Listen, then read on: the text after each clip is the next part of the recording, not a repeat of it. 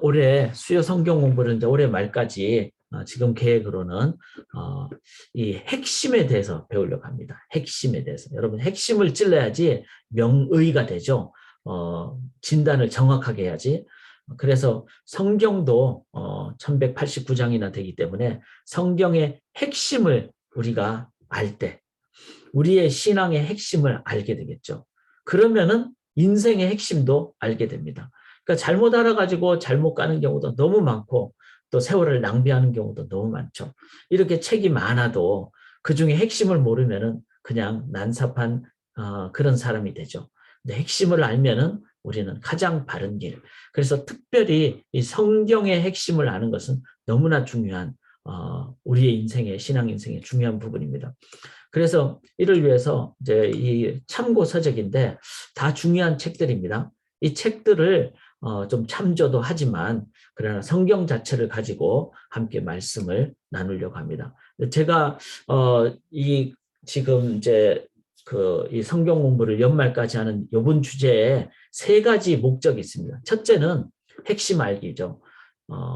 신앙생활의 핵심 원리를 성경을 통해서 알기를 원합니다. 그래서 핵심 알기. 자, 여기 이게 돌을 쌓아놨는데요.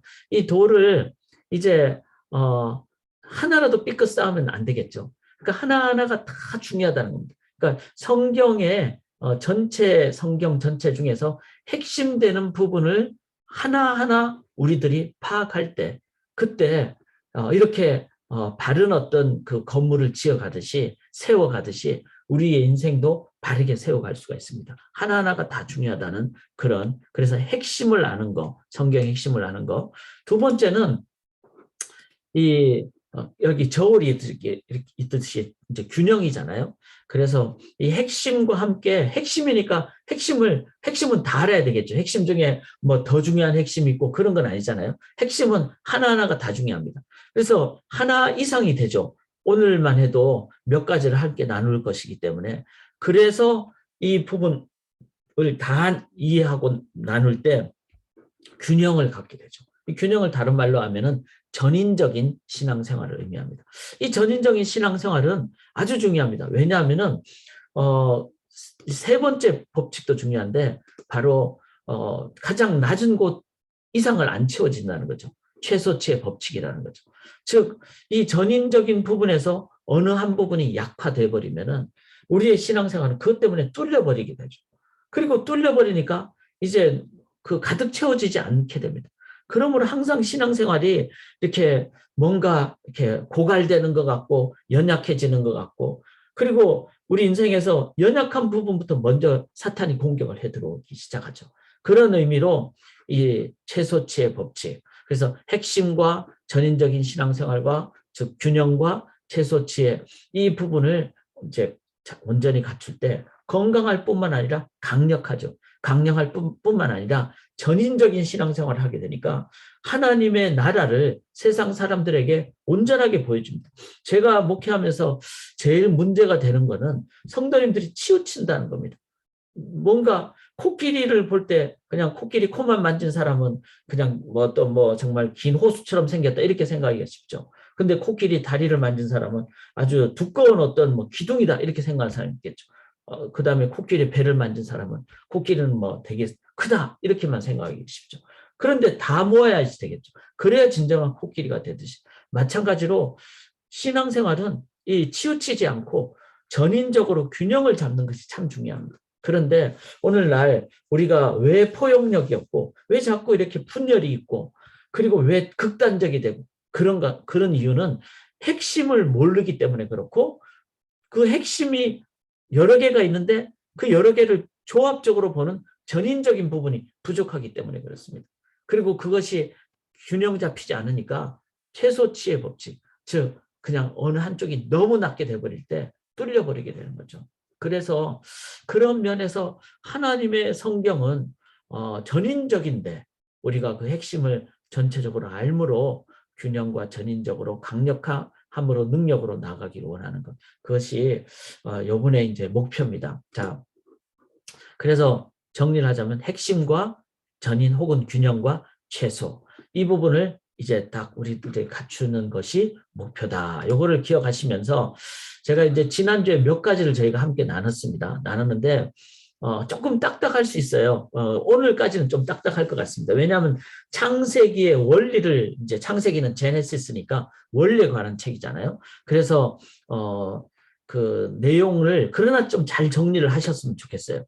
자, 첫 번째 핵심은 뭔가 하면은 창조 전에 하나님은 스스로 계셨다는 거죠. 창세기 1장 1절에. 그러므로 우리가 1장 1절이 아니라 1장 0절을 읽으셔야 됩니다. 이 하나님께 모든 것을 의지할 때 창조하신 하나님을 나의 하나님을 모시면요. 우리는 어떤 상황에서도 인도함을 받습니다. 불가능한 게 없습니다. 하나님 안에서. 그리고 어떤 상황에도 우리는 이겨낼 수 있습니다. 왜? 창조 전에 계신 하나님을 의지하기 때문에. 이게 창조 전에 하나님이 계신 스스로 계신 하나님을 의지하는 신앙. 이게 핵심 중에 핵심입니다. 두 번째는 지난주 복습이에요. 질서죠. 질서. 이 질서를 우리가 잊지 않는 것 또한 매우 중요합니다. 그래서 하나님을 제대로 믿는 사람은 이런 하나님의 창조의 질서, 원리를 기억하면서 늘 올거나이즈 되는 이 부분을 살아갑니다. 저는 예수 믿기 전에 어릴 때 아주 무질서했어요. 그런데 하나님 의지하고서는 성령의 열매 중에 하나가 정말 절제잖아요. 그런 질서 이런 부분으로 인도를 받아서 많이 올거나이즈가 된 입장임을 제가 간증합니다. 자, 세 번째는 모든 인간은 하나님의 형상을 만들어 따라 지음을 받았죠. 그러므로 인간을 대할 때 어떻게 대해야 되죠? 자, 하나님의 형상에 대한 지난주 설명을 다 드렸어요. 그걸 한번 보시기를 원하고 제가 이 PPT도 또 나눠드립니다. 계속 나눠드립니다. 지정의 이런 인격적인 존재, 이런 전인적인 존재임을 늘 기억할 때 지금 이 시대는 어떻죠? 얼굴 잘생긴 사람, 뭐가 배경이 좋은 사람, 이런 사람만 막 사람들이 대우하죠. 이거 다 비인격적인 자세입니다. 모든 인간은 하나님의 형상을 따라 지음을 받았다. 이게 인격적인 존재로 사람을 대우해야 된다. 여러분 교회에서 이거 먼저 실행이 돼야 된다는 거 기억하시기 바랍니다. 그래서 교회는 사회적인 배경을 따라 더 존중하고 그러지 않습니다. 형제 자매입니다. 성도님들이십니다. 그렇게 나가야 됩니다. 자, 하나님의 인간에게 cultivate, 다스리는, 그래서 우리는 모든 가능태를 현실태로 만드는, 그래서 노동이 즐거운 거죠. 일이 즐거운 것이죠.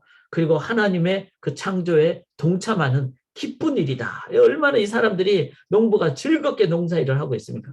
제가 참 친절하게도 다 그림을 이렇게 이제 함께 나누죠. 이해하시도록. 그래서 여러분 오늘도 즐겁게 일하시고 우리에게 주어진 신앙인의 일은요 즐거운 겁니다. 그 다음에 이 창조 하나님도 공동체적이죠. 삼위일체 하나님. 그 다음에 창조의 대상인 인간도 어떻죠? 공동체적이잖아요. 왜냐하면 생육하고 번성. 이 번성은 혼자 아니라는 거죠. 생육 다 번성하는. 그래서 우리의 신앙 공동체 자체가 공동체적이다. 교회도 공동체적이다. 요즘 이제 팬데믹이라서 이제 각자 집에서 이렇게 예배 드릴 수가 있는데 집에서도 우리가 성령을 인도받아서 공동체적으로 나가게 되는 것이죠. 성령은 어디나 함께 하시기 때문에. 그래서 이 공동체적이다. 제가 지금 계속 말씀드린 건 전부 다 핵심입니다. 여기에 어떤 부분이라도 여러분들이 좀 이렇게 구멍이 뚫려버리면은 신앙의 어떤 부분이 약화되거나 왜곡되기가 쉽습니다. 그래서 하나하나 다 중요하다. 특별히 창세기를 다룰 때는 좀 많이 나오니까 좀 복잡하더라도 하나하나 다 붙잡으셔야 돼요.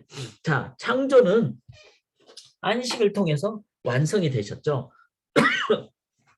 그러므로 우리의 신앙의 그 창조의 목적은 바로 하나님과 교제하는 것이다. 이거를 꼭 기억하시면서 우리가 나아가기를 원합니다. 그래서 지금 골방에서 계실 때 이 골방이 전부 다 하나님과만의 시간을 갖는 장소가 되기를 간절히 기원합니다.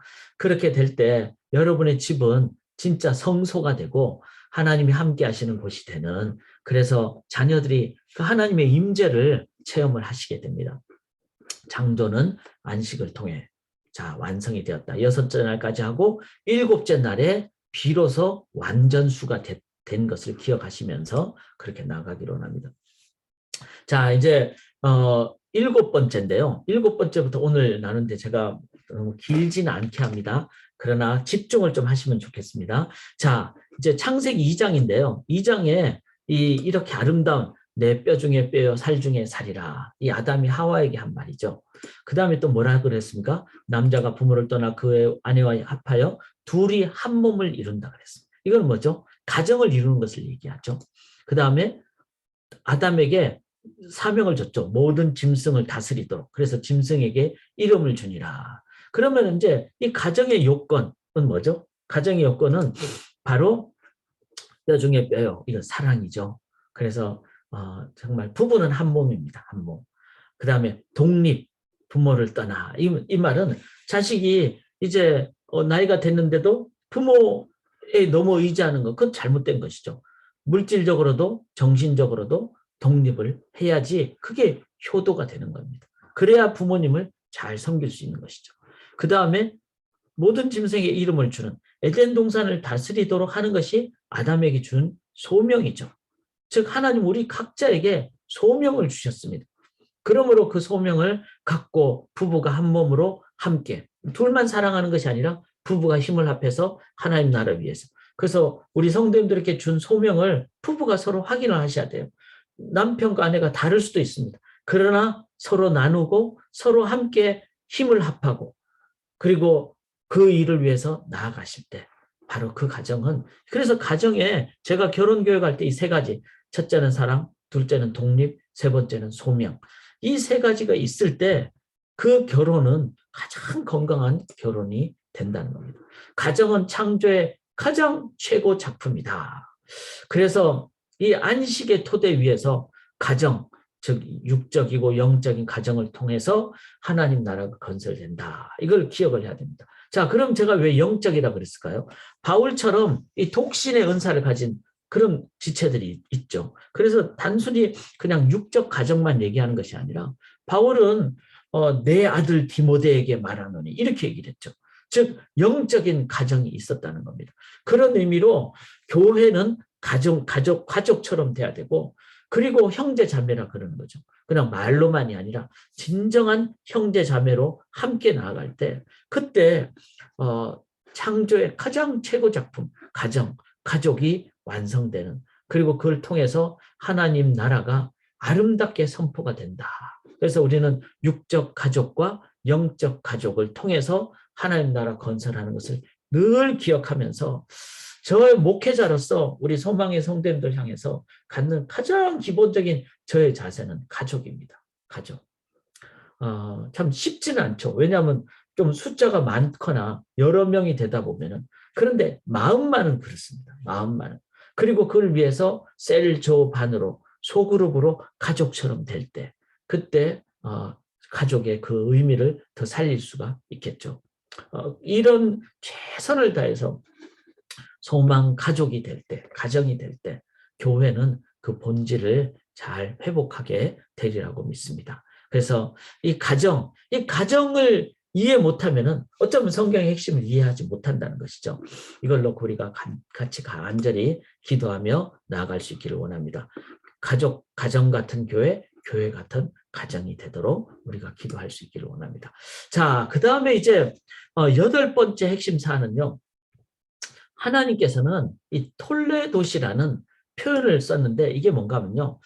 창세기 2장에 보면은 하늘과 땅의 내력이니, 이 내력이 히브리어로 톨레도시입니다. 다른 이제 번역 보면 하늘과 땅의 그 어떤 그 역사 혹은 이제 이거를 창세기 5장에는 아담 자손의 역사, 내력, 이게 다른 말로 하면 족보잖아요. 이게 다 히브리어는 내력, 족보가 전부 다 톨레도시입니다. 톨레도시란 말 자체가 족보라는 말입니다. 창세기에는 이러한 족보에 관한 얘기가 노아의 족보, 그 다음에 셈의 족보, 그 다음에 셈의 족보 다음에 데라의 족보, 그 다음에 이스마엘의 족보, 이삭의 족보, 에서의 족보, 야곱의 족보 등 10번에 걸쳐서 톨레도의 기록이 나옵니다. 이 말은 뭐죠? 이 족보라는 것은 연결되는 거잖아요. 즉 아담에게 주신 그 족보, 즉 연결을 하나님은 노아 다음에 셈 다음에 그 다음에 아브라함에게도 그 후손에게도 아브라함 후손인 이삭, 에서, 야곱을 통해서 계속해서 이끌어 가신다. 이 족보라는 것은 연결을 의미하잖아요. 즉 하나님은 연결하신다. 이 말은 뭐죠? 연결하심으로써 하나님이 원래 목적하신 것을 반드시 신실하게 연결하심으로써 성취하신다. 이것이 하나님이 말씀하신 하나님의 족보의 의미라는 것입니다. 이거를 이제 우리가 기억을 하실 때 하나님은 제가 누누이 말씀드리지만 요한계시록에 나오는 알파 오메가라는 것은 끝 마지막 글자라는데 끝이 아니라 목적을 달성한다. 즉 끝이 아니라 마지막에 어떤 그 하나님이 완성하신다, 컴플리트 하신다 이런 의미라는 것입니다. 그래서 하나님은 이 톨레도의 주인, 즉 족보의 주인, 이 연결하는 역사의 주인이시다. 하나님은 역사의 주인이시다.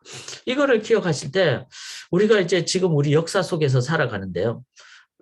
하나님은 나의 인생사, 그 다음에 또 우리 한국의 역사, 이 모든 것에 하나님 나라의 주인이시기 때문에 하나님의 나라로 이 세상을 이끌어 가신다.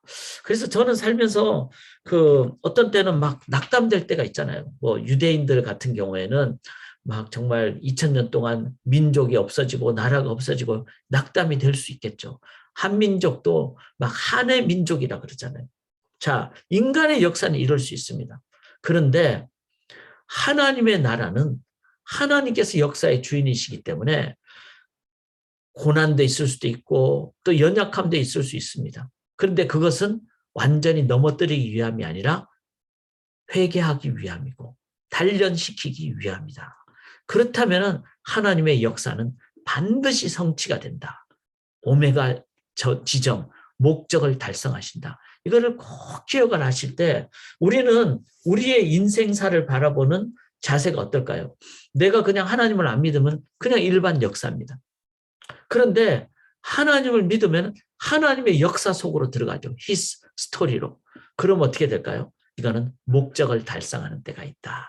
이거를 우리가 성경 전체를 보면서 이 하나님이 톨레도스로 이끌어 가시는 하나님임을 중간중간 보면서 뭐 에서는 죽을 수 있겠죠. 야곱은 죽을 수 있겠죠. 그런데 하나님 어떻게 하십니까? 하나님은 그 역사를 이끌어 가시고 연결하시고 완성하신다. 이걸 우리가 기억을 하셔야만 합니다. 그래서 이제 우리는 족보가 있는 집안이 되는 것이죠.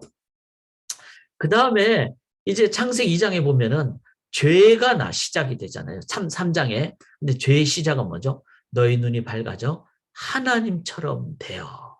이 하나님과 같이 된다는 말은 인간이 불가능한 거잖아요.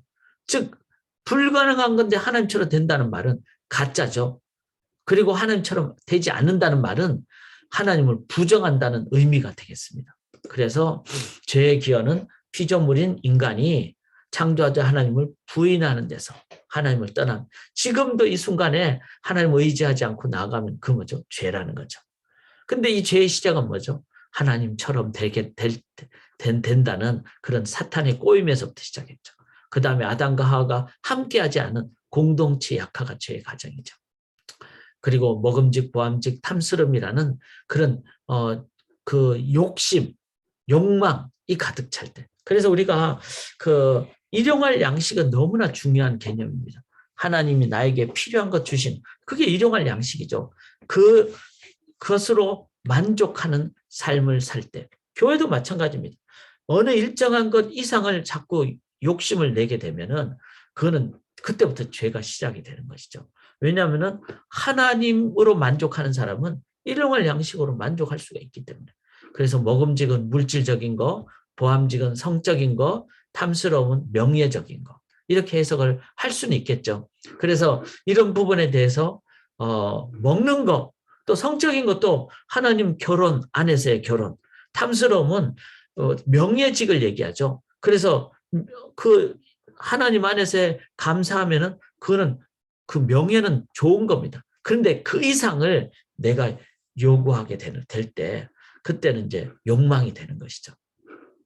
이런 부분을 우리가 늘 기억하는데, 세상에서는 죄를 뭐가 죄라 그러죠?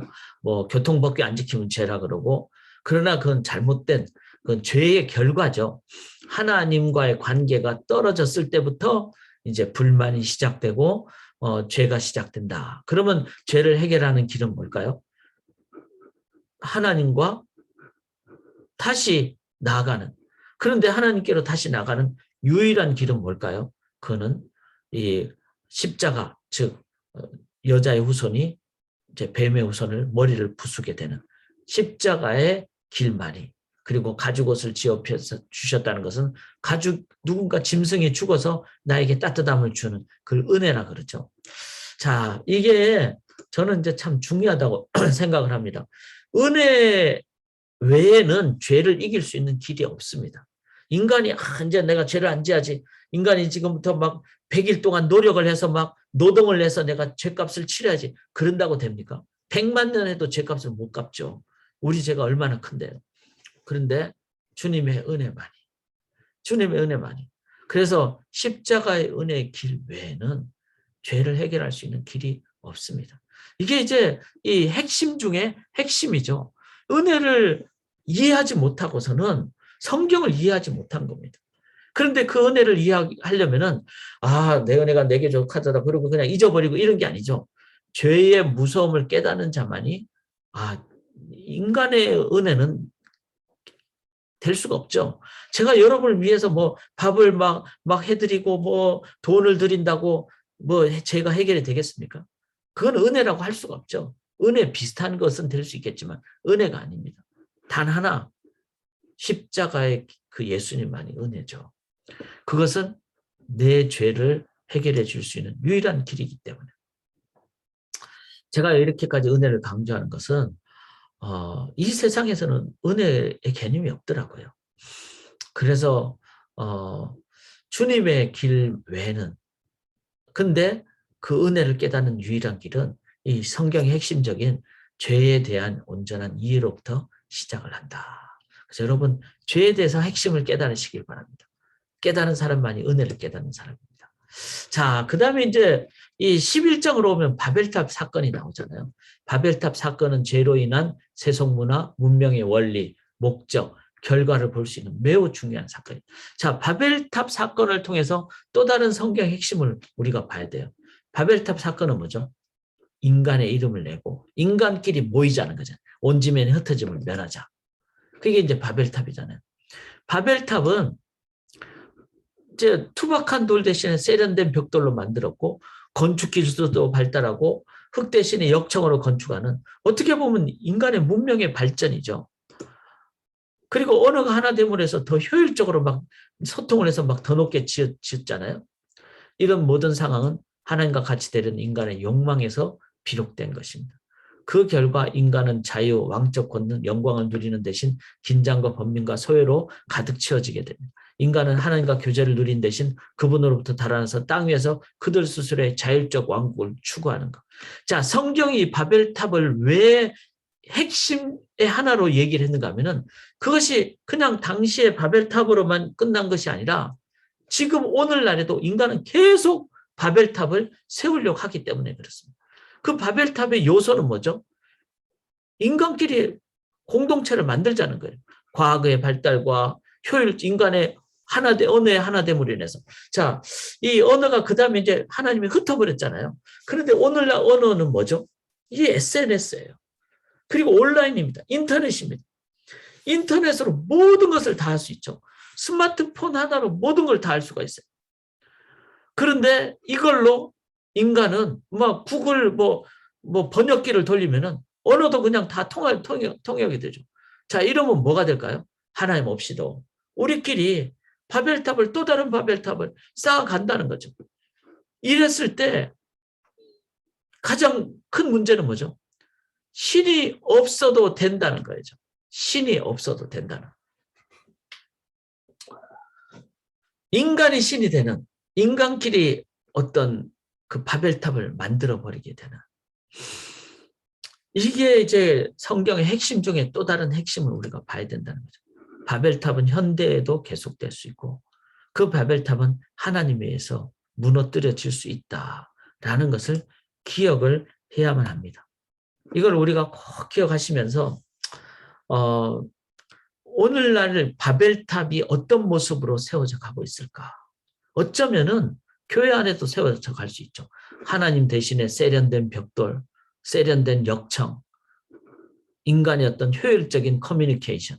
근데 그 안에 하나님은 없는. 그게 어쩌면은 이 사회의 한 요소가 될 수 있고. 저는 이제 사회에 이렇게 좀 여행을 해보면요. 세상 곳곳에 이 바벨탑이 막 세워져 가는 것을 보게 됩니다. 그게 일반 우상 문화 속에서도 세워져 가고요. 그 다음에 정치 영역에서도 세워져 가더라고요. 막 그냥 그 언론을 장악하고 언론으로 막 그냥 호도하고 왜곡하고 이런 또 다른 바벨탑이죠. 그리고 그걸 통해서 뭐죠? 정권을 잡을 수 있잖아요. 그래 돼버리면 또 다른 바벨탑이 세워져 가는 겁니다.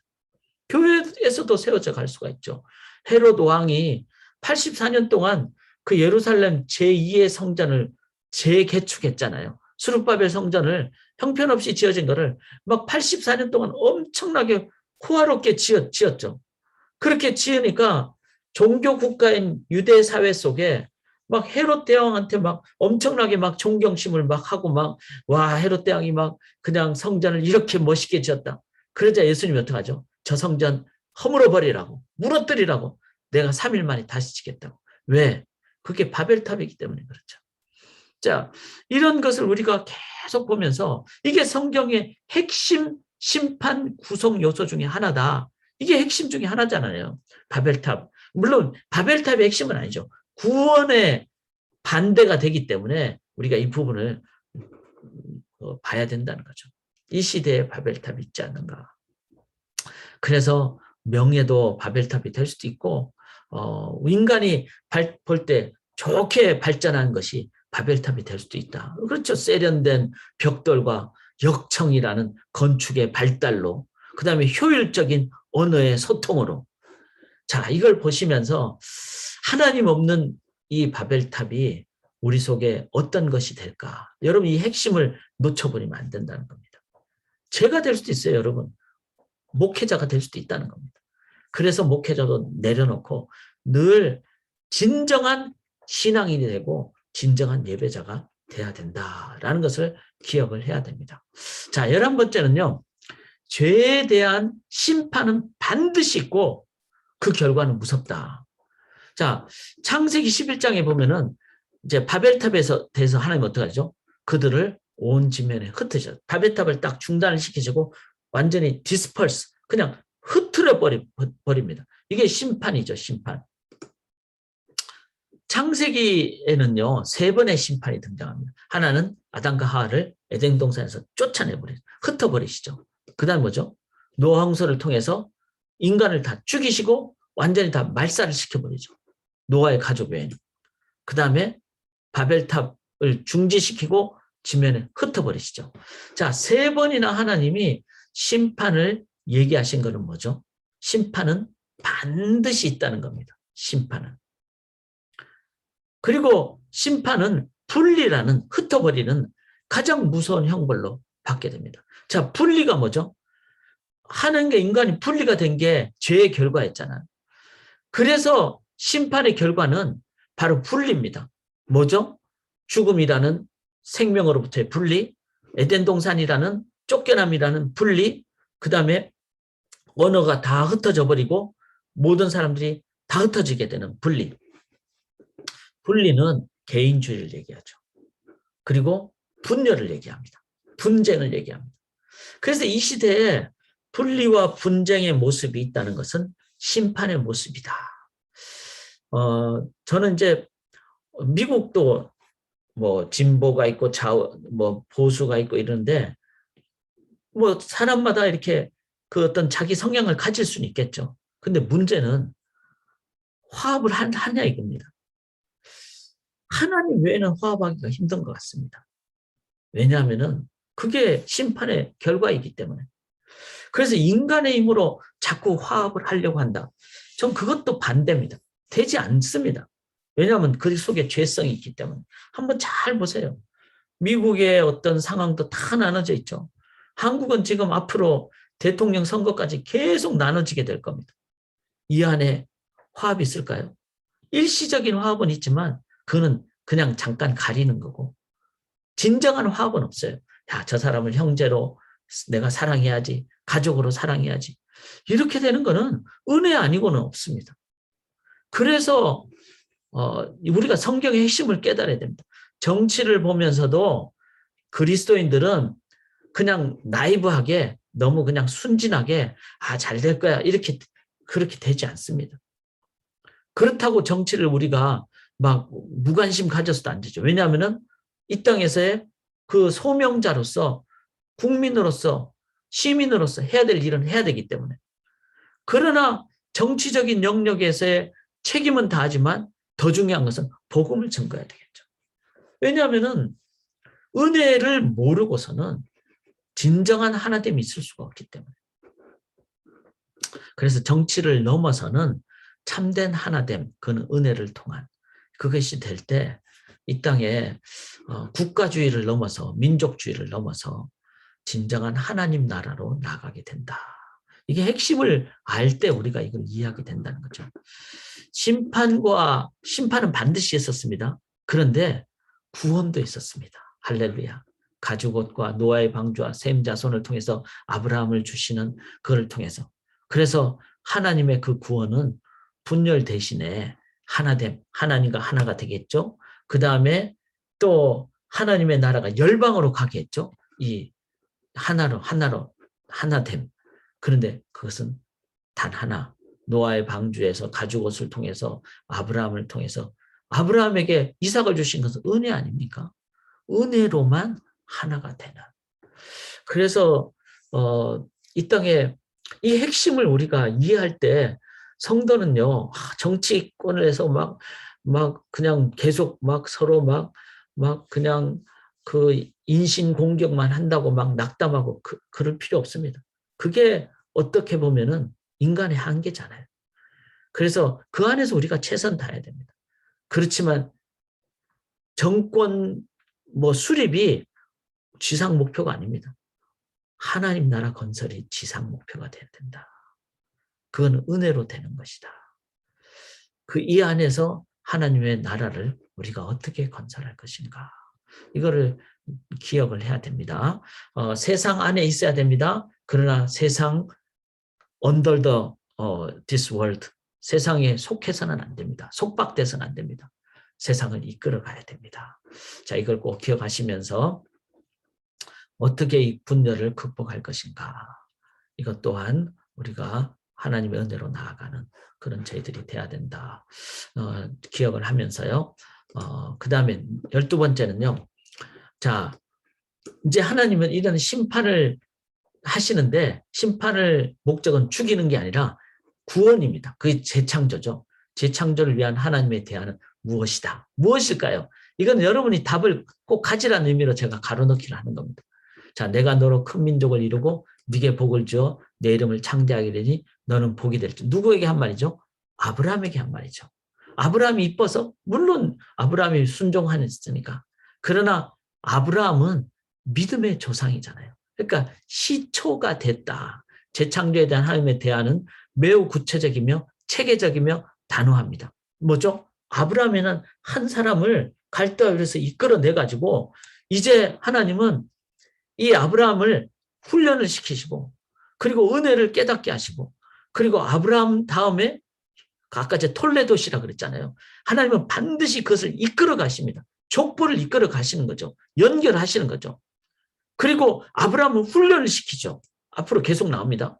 그래서 아브라함을 먼저 셈족으로 부르시고 셈의 자손으로 부르시고 열국의 아비라는 뜻으로 아브라함의 이름을 바꾸시고 즉 아브라함 한 사람을 통해서 비전을 하나님이 심어주시죠. 너는 아브라함이 아니야. 아브라함이야. 열국의 아버지. 그 다음에 한 땅으로 인도를 하시죠.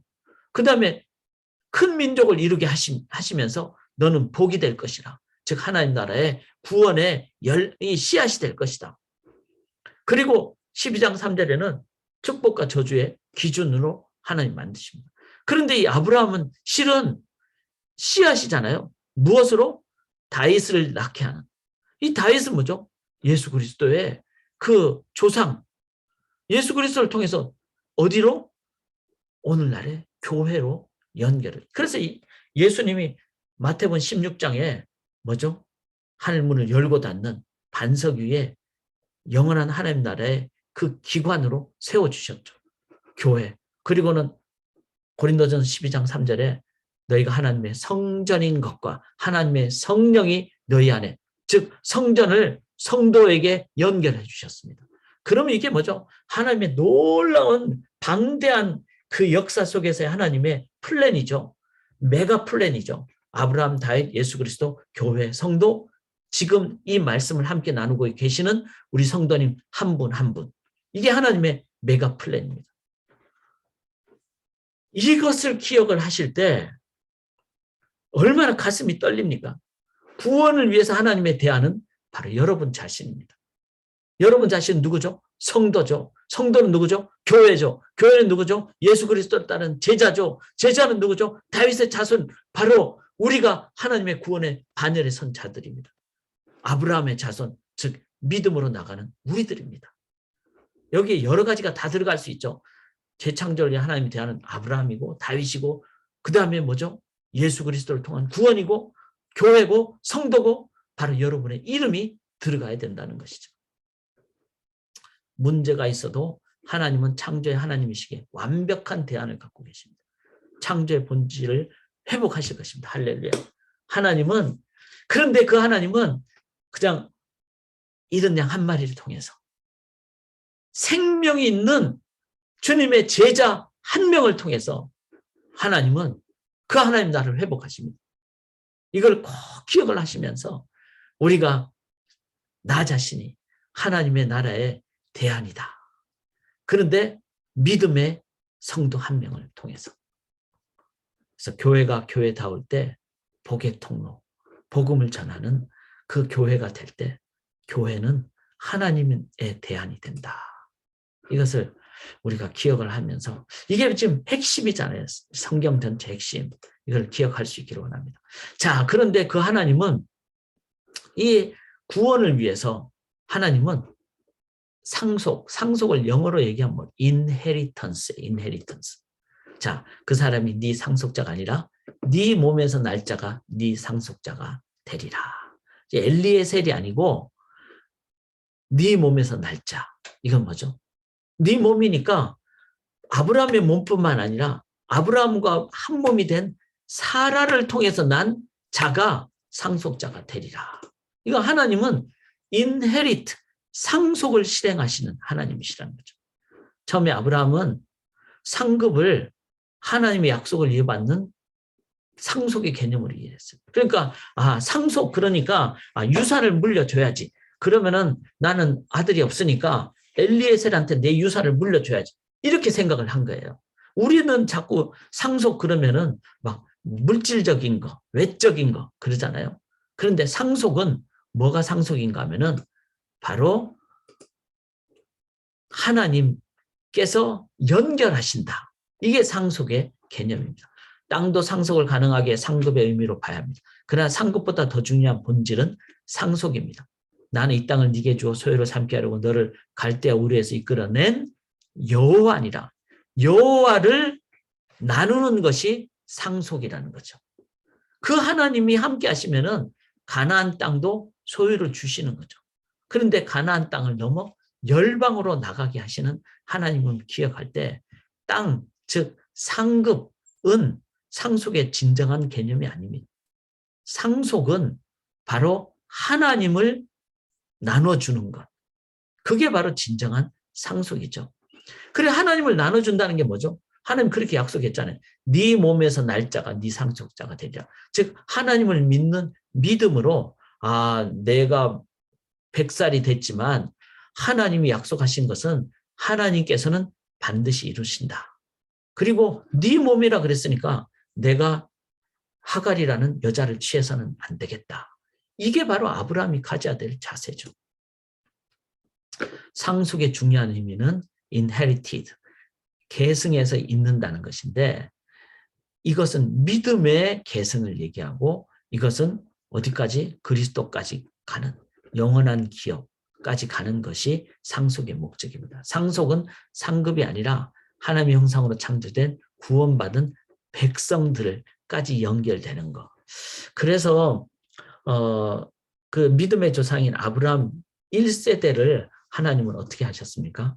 철저하게 믿음으로만 나아가도록 그게 믿음이 돼야 되기 때문에 100세에 인간의 능력을 0%로 한 하나님의 능력을 100%로 한 그거 속으로 하나님은 아브라함을 이끄셨기 때문에 바로 하나님은 그 아브라함에게 뭘 하셨습니까? 바로 이 아브라함에게 믿음을 상속을 해주신 거죠. 자, 저는 이걸 보면서 우리 자녀들에게 상속을 해주기를 원하잖아요. 그런데 뭘 줘야 될까요? 저는 아브라함의 믿음이 상속이 돼야 된다고 믿습니다. 그럴 때 이 영적 계보로 우리 자녀들이 들어가는 거죠. 이걸 위해서 우리가 진짜 기도하고 믿음으로 정말 복음을 전하고 금식도 하고 저는 그래야 된다고 믿습니다. 자, 육신의 자녀뿐만 아니라 100세의 아브라함에게 상속을 약속하셨다는 것은 하나님 지금도 예수님의 또 그렇게 하셨잖아요. 12명의 제자들을 통해서 너는 모든 민족으로 제자를 삼고 아니 단 12명 뭐 좀 더 많아봤자 70명 좀 더 많아봤자 예수님의 어떤 부활을 본 500여 명의 사람들. 이 500여 명을 어떻게 열방을 나가겠습니까? 그런데 예수님의 방법은 단 하나, 이 믿음으로 나가는 100세 때 아브라함이 이삭을 낳는 이 믿음. 그런 의미로 저는 예스라고 믿습니다. 내 평생에 주님의 제자 소수만 돼도 주님은 그 자들을 통해서 또 다른 제자들을 낳고 또 다른 제자들을 낳고 그래서 상속을 실행시키는 하나님을 기억하면서 우리가 꼭 가져야 될 것은 내가 진짜 상속을 뭐 해줄 것인가. 하나님은 이렇게 이끌어 가신다는 거죠. 네 몸에서 날짜가 네 상속자가 되리라. 이게 15장에 하나님이 아브라함에게 주신 약속이라는 것, 핵심 중에 핵심이라는 걸 기억하면서 자, 또 하나는 이렇게 인헤리트 하는데 이걸 하기 위해서 하나님은 이제 프라미스를 해주시는 거죠. 내 언약을 후손 사이에 세워서 영원한 언약을 삼고 자, 이 하나님의 약속은 뭐죠? 우리가 이제 뭐 이렇게 계약을 하잖아요. 근데 계약은 어떻게 보면 안 지킬 수도 있고 안 지키게 되면 막 사기꾼이 될 수도 있고 그런데 하나님은 그 계약을 한 다음에 짐승을 둘로 쪼개놓고 그 사이로 지나가게 해서 그래서 어떻게 합니까? 이 말은 뭐죠? 언약에서 참여자들이 자신을 생명과 죽음을 걸고 맹세한 즉 하나님이 내 목숨을 걸고 하겠다. 이건데 하나님께서 죽으실 수 없는 분이라면 이 언약은 어떤 건죠? 반드시 이루어질 것이라는 이필찬 교수님이 이렇게 표현을 하셨어요. 그렇죠. 하나님은 약속을 이렇게 짐승을 둘러짜고 창세기 17장에 그 사이로 지나가셨잖아요.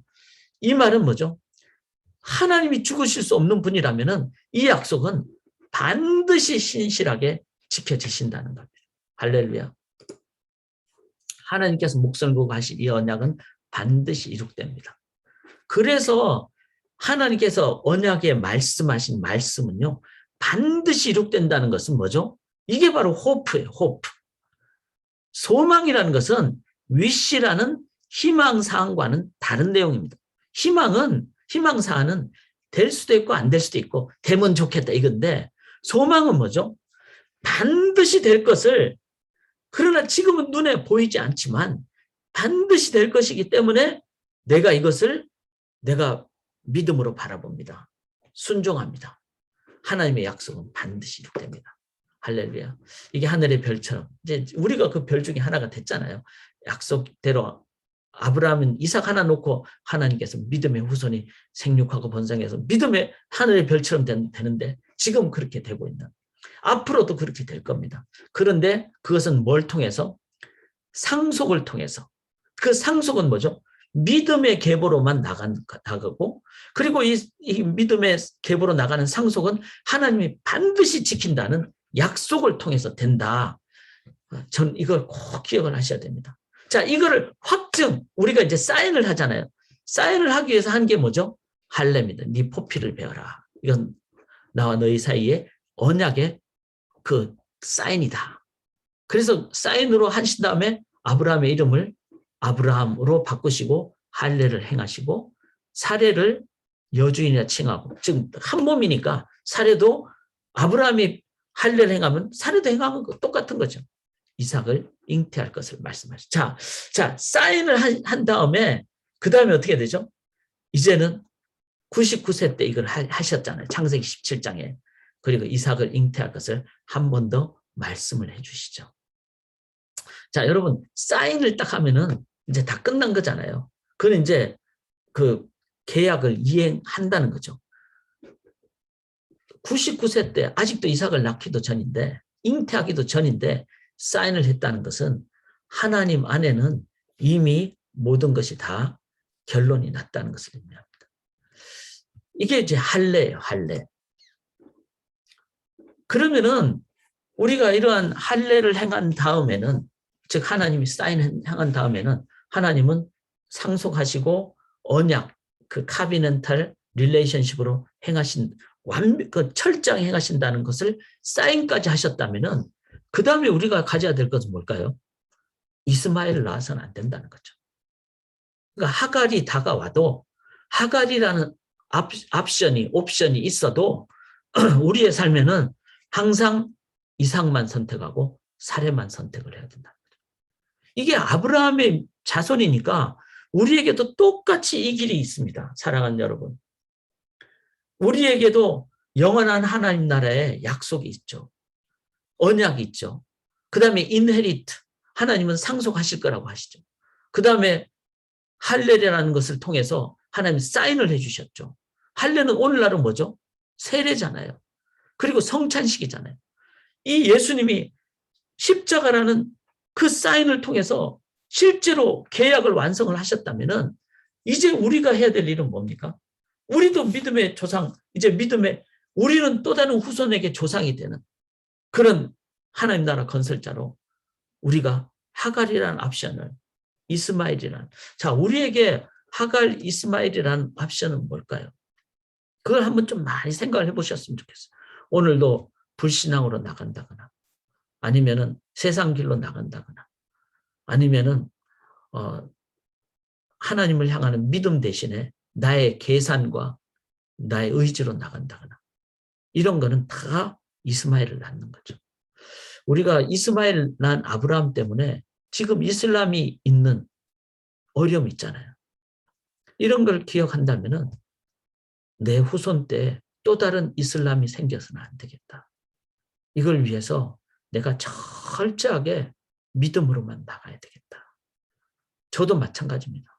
이제 목회자로서, 제가 소망교회 목사로서, 목회자로서 이삭의 믿음을 하나님께서 성취하실 것이라는 것을 믿고 하갈을 취하거나 이스마엘을 취하지 않는, 삐끗하지 않도록 늘 기도하고 나가야 될 줄 믿습니다. 이거를 우리가 사인을 성찬식과 세례식을 통해서 기억하는 것이죠. 이걸 우리가 꼭 기억할 수 있기를 원합니다.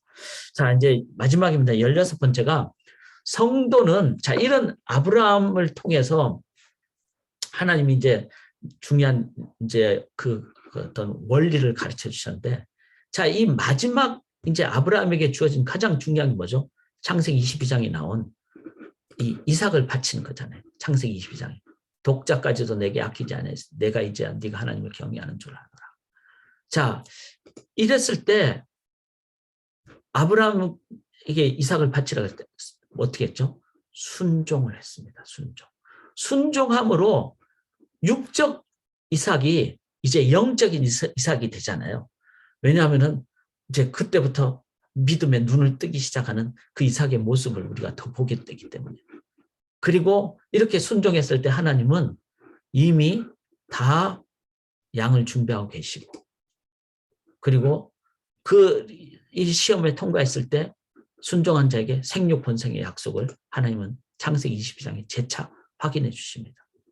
이렇게 아브라함이 순종할 수 있게 된 것은 하나님의 언약의 관계, 할례를 통한 자기 점검과 확신, 그리고 이삭의 출생 등을 통한 신앙의 연단 과정이. 자, 신앙 성장을 할수록 연단을 하면은 순종을 더하게 되고, 순종하면 할수록 더 이렇게 되는. 자, 이렇게 되면서 저는 참 이제 아브라함이 복의 근원이 된다 그랬지만 22장에 이삭을 바친 다음에 아브라함의 씨가 복의, 이게 상속 아닙니까? 저는 이 상속을 하고 싶어요. 우리 자녀들에게. 그리고 우리 소망의 우리 다음 세대들에게 이 상속을 하고 싶어요. 언어가 다른 우리 2세들이지만 믿음으로 우리가 기도할 때 왜 이 상속을 못하겠어요? 그거 안 되면 진짜 눈물 나겠죠. 제가 눈을 못 감을 것 같아요. 영적 상속이 안 되면. 그래서 이 상속을 온전히 하기 위해서 신앙을 제대로 이해했을 때 관계를 이해하게 되고, 그렇죠. 하나님은 아브라함과 그런 언약의 관계 열매는 관계가 제대로 되면 아브라함이 하나님을 신뢰하고 하나님이 아브라함을 신뢰할 때 하나님은 아브라함에게 이삭 바쳐라 그러고, 참 이게 뭐 말도 안 되는 얘기합니까? 그렇지만 하나님 당신을 믿으니까 내가 바치겠습니다 하고 100살이 난 그 이삭을 딱 바치는, 이거 말도 안 되는 행동들을 막 하잖아요. 근데 이거는 다 뭐죠? 관계가 있기 때문에 그래요. 그리고 그걸 통해서 나온 것은 순종이죠. 진실한 성도는 순종이라는 진심의 자세로 열매를 올려드립니다. 오늘도 우리가 수요 성경 공부를 이렇게 함께 하는 것은 어떤 의미에서는 저는 이 핵심을 배우고, 핵심 중에 핵심은 뭐죠? 바로 이 관계고, 관계의 핵심은 뭐죠? 그 결과가 순종으로 나타납니다. 저도 주님의 몸된 교회를 하갈을 취하지 않고 이스마엘을 취하지 않고 이삭을 바치는 그 참된 순종으로 목회자가 나아갈 때 교회는 바로 이 하나님의 나라, 바벨탑 안 짓고 하나님의 나라로 나가게 될 줄 믿습니다. 자, 제가 이렇게 좀 요약을 한번 정리를 하는데, 자 보세요. 하나님 스스로 계셨고, 질서의 원리, 하나님 형상, 컬티베이트, 우리는 일도 즐겁게 하고 공동체적이죠. 안식을 누리시기를 바라며 가정의 그 의미로, 그래서 형제자매로, 그 다음에 하나님은 역사, 족보로, 그러니까 이끌어 가시죠. 그 다음에 죄의 무서움을 깨달으시고, 바벨탑이 지금도 있을 수 있다는 걸 깨닫고, 죄의 결과가 무섭다는 거, 그러나 하나님은 대안을 아브라함, 이삭, 야곱, 교회, 바로 우리를 통해서, 재창조의 하나님은 상속을 실행하십니다. 인헤리트 하시고, 그것을 위해서 하나님이 약속을 해주셨고, 약속의 그 증표로 할례를 행하셨고, 그리고 이것을 다 가진 아브라함은 뭐하죠? 순종함으로 하나님 나라가 개선됩니다. 사랑하는 여러분, 우리 성도님들의 가정에 이 진정한 영원한 하나님 나라가 자녀들에게 상속되기를 주님의 이름으로 간절히 기원합니다. 나눔 시간을 제가 오늘 안 갖도록 할게요. 너무 시간이 갔으니까 여러분들이 한번 보시고 따로 질문이 있으시면 또 다음에 해주시고, 우리가 이 말씀을 기억하면서 제가 한번 이렇게 16가지를 한번 적어봤습니다. 지금 제가 잠깐 마무리 기도한 다음에 개인 기도 하실 때 우리들을 한번 이 16가지를 한번 쭉 한번 보시고 기도 제목으로 삼으시고, 그리고 정말 내 자녀를 위해서, 또 우리의 영적인 자녀를 위해서 내가 아브라함으로서 이스마엘과 하갈을 취하지 않는 삶을 살고 바벨탑을 건설하지 않게 도와주시옵소서. 그렇게 우리가 기도하고 나아가시기를 원합니다. 하나님, 주의 약속은 영원하시기에 이제 매 순간 선택의 상황 때마다 하갈과 이스마엘을 취하지 않게 도와주시옵소서. 바벨탑 대신에 이삭의 제단을 쌓게 도와주시옵소서. 여호와 이레께서 영원한 하나님의 사랑으로 신뢰로 우리를 이끌어 주시고 하나님 나라 건설로 사용하여 주실 줄 믿습니다. 그런 믿음의 삶을 삶으로 우리의 자녀들이 믿음의 상속을 갖게 도와주시옵소서. 믿사오며 살아계신 예수 그리스도의 이름으로 간절히 기도드리옵나이다. 아멘.